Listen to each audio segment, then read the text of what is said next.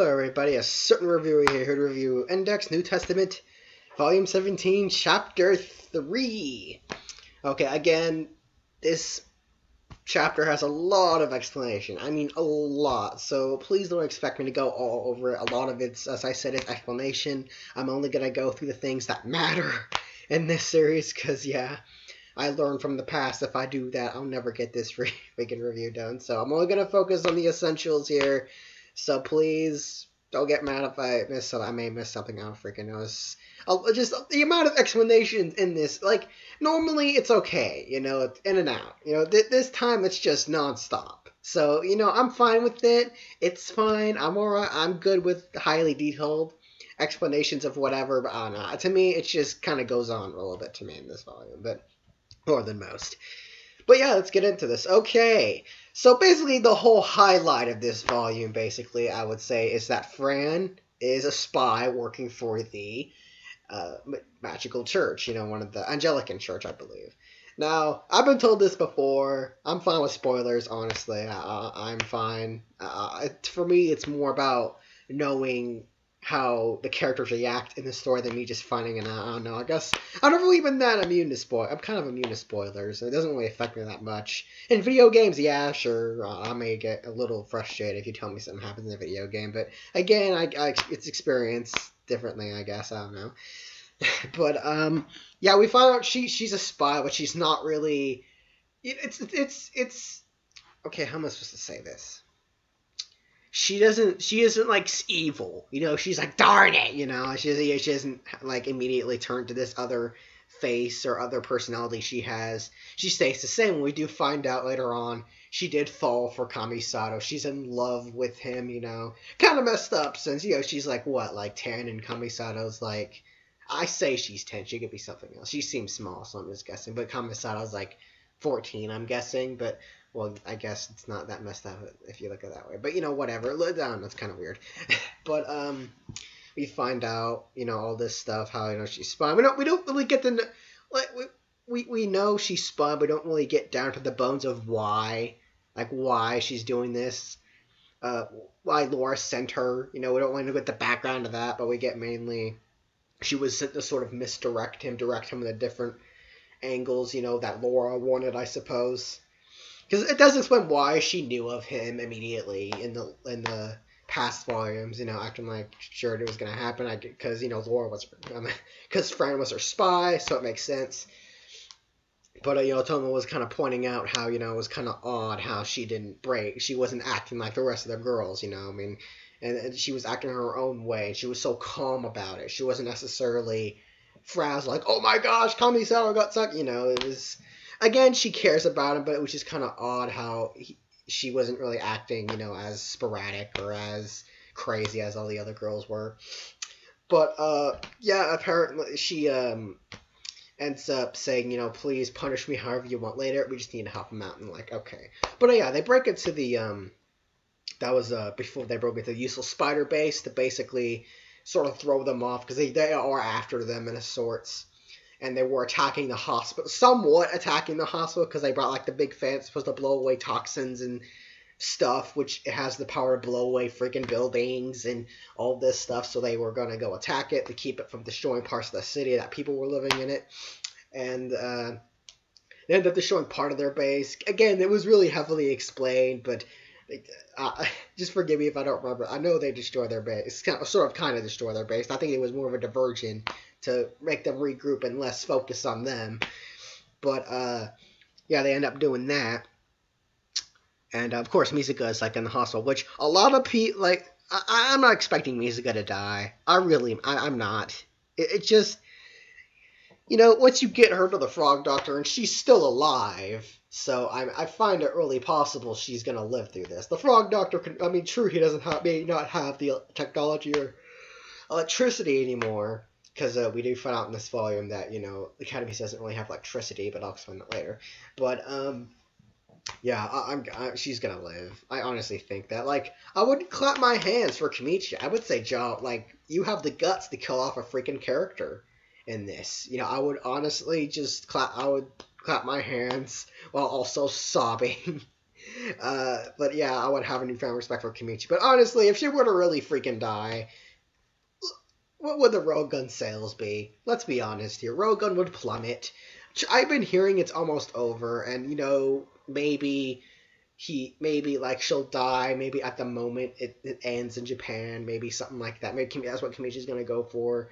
But I don't know. I do not see her dying. I can see her get. I mean, I can see her getting critically injured, like maybe something like with Accelerator, for instance, which I hear that is what's gonna happen. But I can't really see her dying. It's just. Yeah, especially with all the development that she's went through with Toma, I just can't see it. But yeah, let's focusing on that. She's with Frog. She's with Frog Face Doctor, so she's gonna live 100%. The dude is just an awesome doctor, or whatever. We don't even know. You know what? I'm gonna make a certain analysis about him soon, because I have a few theories about what he's going on with. But he's probably one of the most not interesting, but mysterious characters. Just the way he acts, it's just crazy how he knows some of these people, and he knows the majority of the cast of of Index. But yeah, let's not. Okay, yeah, but we found out a little bit more about Useful Spider in this chapter. How we know that they're a group they're an outside group that help with disasters, and they fix a lot about what the Kihara's mess. They make messes here and there, and they fix them. And we see a guy that it doesn't just explicitly explain what organization he's from. I'm splurging, but my speech. But I'm pretty sure he's in Useful Spider. It's pretty obvious, I think. Just can't just be a random organization. But yeah, but he is a part of Useful Spider, I think. I believe so. But he does come up. I think they're on the roof of the windowless building. I forget. I don't know if it's. I think they're on the roof. I think. But there's a bunch of helicopters coming in, and he's basically just standing there. He's just talking with Alistair, basically saying how we're here to clean up or whatever, but you're not letting us. He's really the shady guy that's just smiling all the time, like I'm not that useful. You couldn't use me for nothing.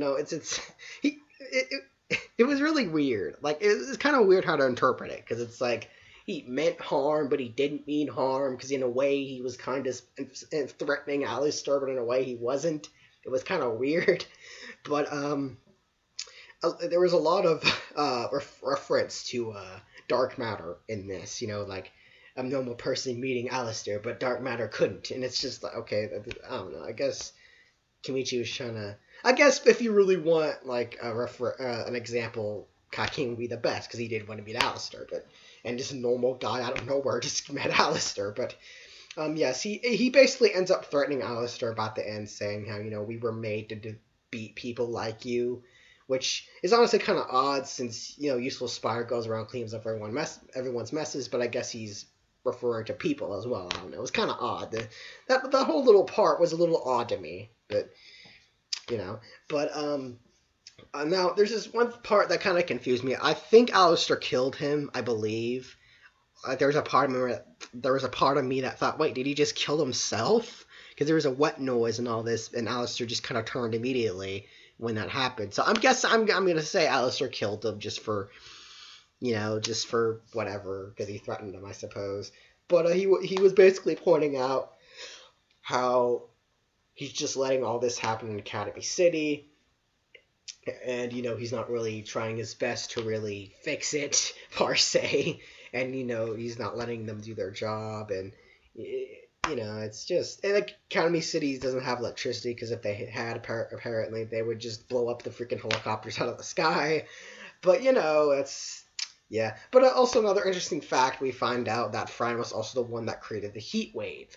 Because supposedly the Elibus were just supposed to invade, cause havoc, all this stuff, but the heat wave restricted that. So in a way, I guess she helped. Which to me, I felt like it would have been better if he didn't add the heat wave. That way everyone could kind of fight and all that. But I don't know. I guess it would have ended, catastrophic. But when you have a city full of superpowered teenagers, you would think that they put up a fight. But whatever. Anti-skill would, everyone would team up, but that's just me, I don't know. But, yeah, so it basically ends with them going off and kind of fixing stopping the Kamisawa faction from kind of using those spheres. And we do find out a lot about the Kamisawa faction from that Ghost Girl, who's kind of sort of a ghost, but not really. I was kind of confused on that. Excuse me if I haven't been talking about that. It's just, you're just talking air in me, I haven't met this character. I don't know. That's just me. I just don't. They're interesting. It's just, I want to know what's going on. but and between the lines, we do kind of see what Kamisato's up to in this. Sorry about that, but that's the news. My computer kind of pops up news on the side, tells me what's going on.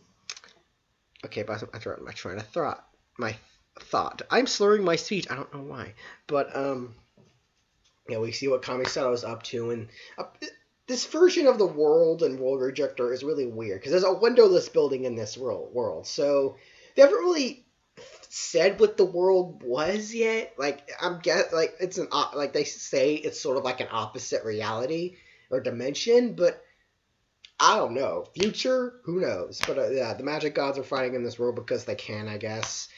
They hate each other, I suppose, which I'm guessing is what they do all the time, considering they live together in that one little place in the center of the earth. But hey, what can you do?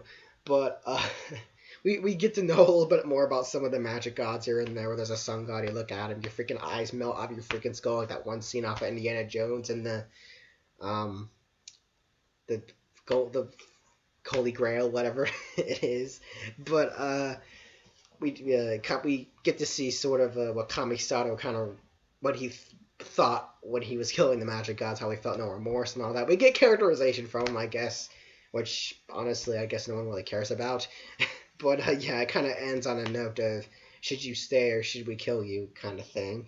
But these between the lines are getting a little bit more into characters. I don't know, it's kind of weird. But this chapter was really, as I said, just a lot of explanation, a lot of it, and that was the only highlights that I think were in this.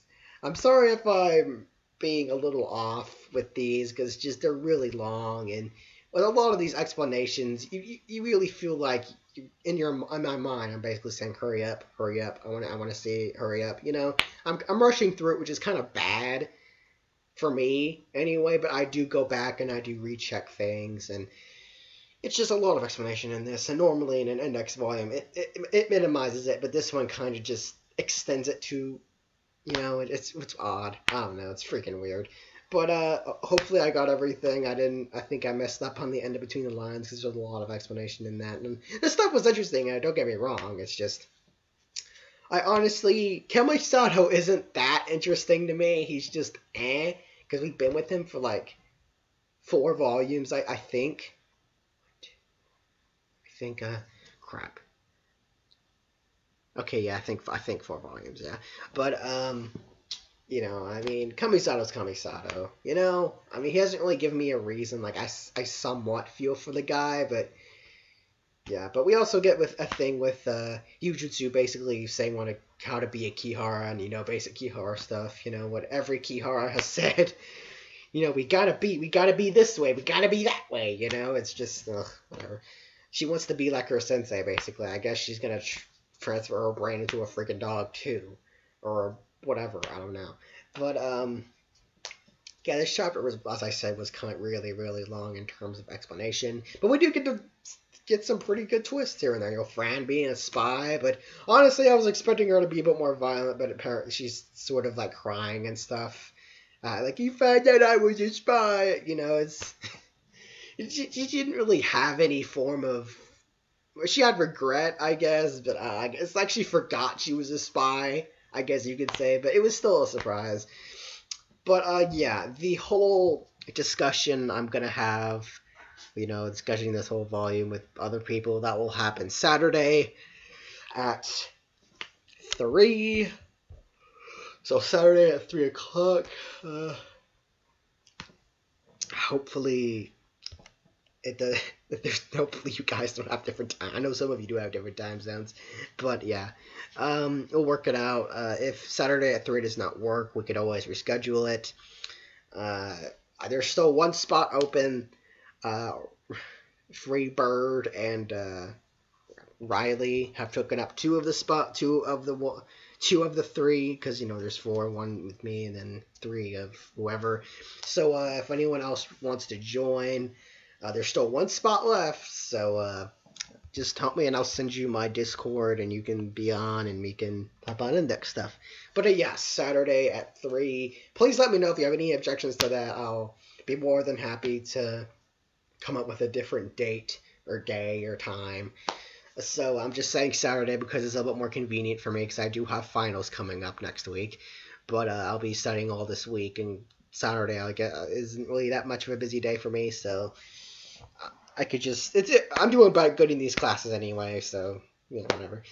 But let me know if you have any problems with that. Let me know what you thought of the chapter. Did you like it? Is it good? Did you did you like? I'm enjoying things with the magic gods in the world right now. It's good. It's good.